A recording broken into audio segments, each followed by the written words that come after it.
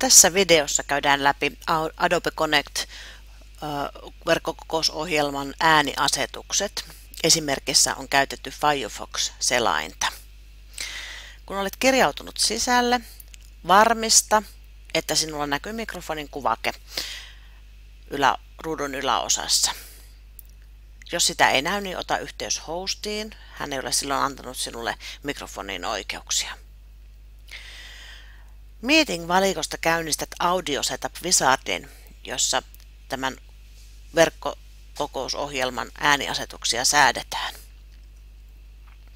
Valitse Meeting-valikosta Audio Setup Wizard. Ja Firefox-selain kysyy sen jälkeen, asennetaanko add-in-ohjelma. Hyväksy Install add-in.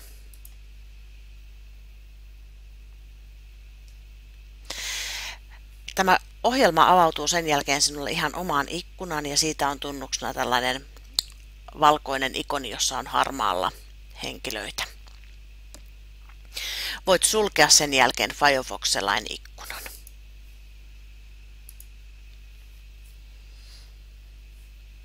Sen jälkeen joudut käynnistämään Audio Setup Wizardin uudelleen Meeting-valikosta.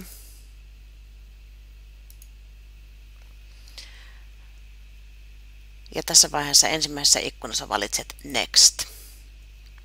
Aluksi tarkistetaan, että kuulet äänet. Voit painaa Play Sound-painiketta ja kuulet testiäänen.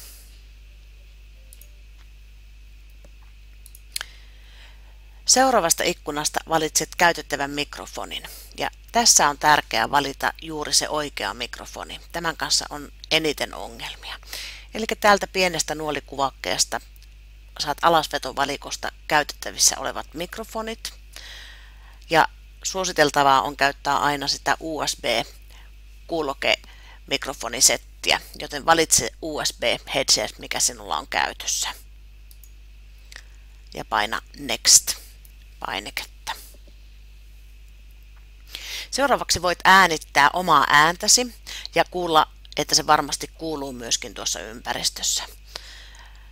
Tämä Audio Setup Wizardin aikana puhumasi äänitteet eivät kuulu muille.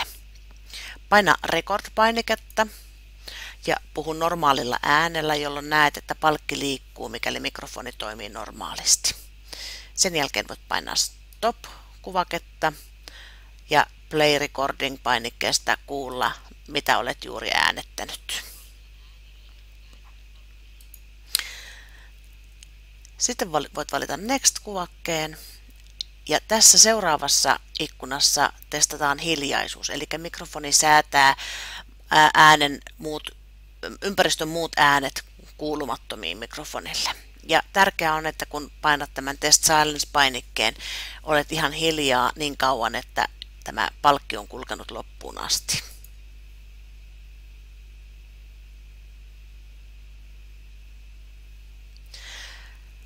Ja seuraavaksi, kun palkki on sitten valmis, niin painat Next-kuvaketta ja Audio Setup Wizard on tehty. Voit valita Finish. Nyt äänesi on säädetty oikeanlaisiksi tähän verkkokokousohjelmaan, joten mikrofonisi pitäisi toimia ihan normaalisti, mutta se ei ole vielä päällä. Eli täällä ylävalikossa näet valkoisena mikrofonin kuvakkeen. Klikkaa sitä kerran, niin se muuttuu vihreäksi. Nyt mikrofonisi on päällä. Ja kun klikkaat sitä toisen kerran, niin siihen tulee viiva päälle, jolloin se on mykistetty. Ja aina on suotavaa pitää mykistettynä mikrofoni silloin, kun itselläsi ei ole puheenvuoroa, jotta mahdolliset äänet eivät sitten kuulu muille ja häiritse. Näin säädetään Adobe Connect-ympäristön ääniasetuksia.